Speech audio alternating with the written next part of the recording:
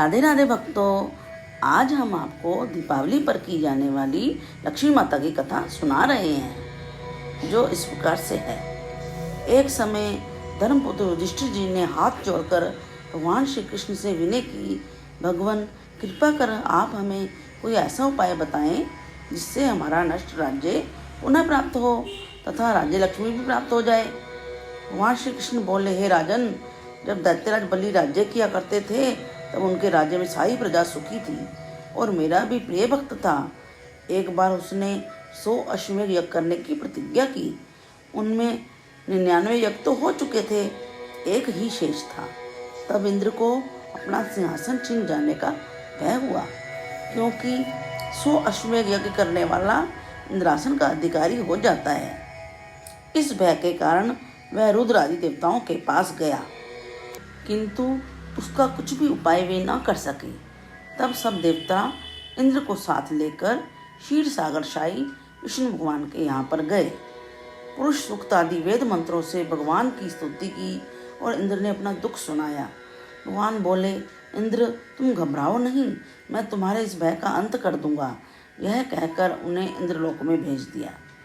स्वयं भगवान वामन का अवतार धारण करके 100 यज्ञ कर रहे राजा बलि के यहाँ पर पहुँचे। राजा से उन्होंने 3 पग धरती दान में मांगी। दान का संकल्प हाथ में लेकर भगवान ने एक पांव से सारी पृथ्वी नाप ली और दूसरे चरण में अंतरिक्ष और तीसरे चरण में उसके सिर पर धारण किया। इतना होने पर श्री वामनदेव जी ने राजा से वर मांगने को कहा। वर में बलि ने कहा, कार्तिक के कृष्ण पक्ष के त्रयोदशी, चतुर्दशी एवं अमावस्या 3 दिन इस पृथ्वी पर मेरा राज्य रहे। इन दिनों में सारी जनता दीपदान, दीपावली, दीप पूजा आदि करके उत्सव मनाए, लक्ष्मी का पूजन हो और लक्ष्मी का निवास हो। इस प्रकार वर मांगने पर विष्णु भगवान ने कहा कि राजन, यह वर हमने तुमको दिया।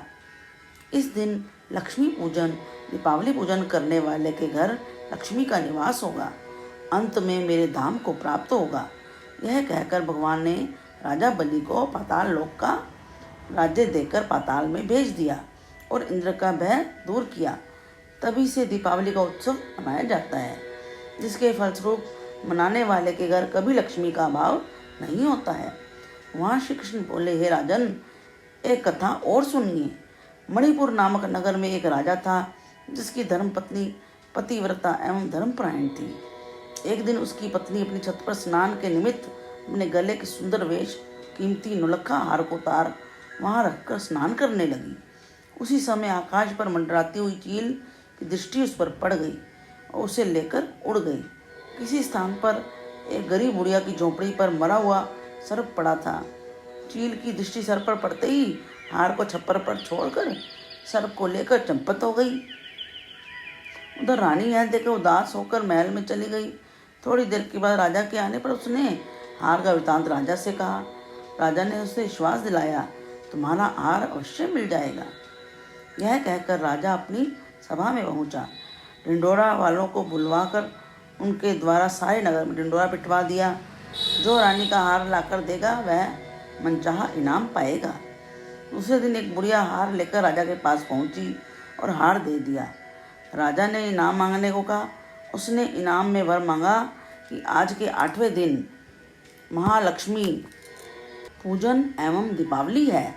उस दिन वह नगर भर में कोई दीपावली एवं महालक्ष्मी पूजन ना करे, केवल वह ही सब मैं करूँगी, ऐसा कहा उसने। उसके लिए तेल, बत्ती, दीपक आदि सब मेरे घर पर भिजवा दे। राजा आश्चर्य से पूछने लगा, इस इनाम से तुम्हें क्या लाभ हुआ? वृद्धा बोली, राजन, इस दिन लक्ष्मी पूजन एवं दीपावली करने से महालक्ष्मी प्रसन्न होती हैं, सदा उनके घर में स्थिर रहती हैं। राजा बोला, मुझे भी लक्ष्मी पूजन करना है। वृद्धा ने कहा कि प्रथम मैं करूंगी, बाद में आप करना। ऐसा करने पर राजा एवं वृद्धा के घर अतुल धन संपत्ति का निवास हो गया। वहाँ श्री कृष्ण बोले, हे धर्मपुत्र, श्री महालक्ष्मी के पूजन तथा दीपावली उत्सव से लक्ष्मी की प्राप्ति होती है। इसलिए हे राजन, तुम भी महालक्ष्मी की पूजन करो, इससे तुम्हारा खोया हुआ राज्य तुम्हें फिर से प्राप्त हो जाएगा। इति श्री महालक्ष्मी कथा समाप्त। हरे कृष्ण कृष्ण कृष्ण हरे हरे, हरे राम राम राम हरे हरे।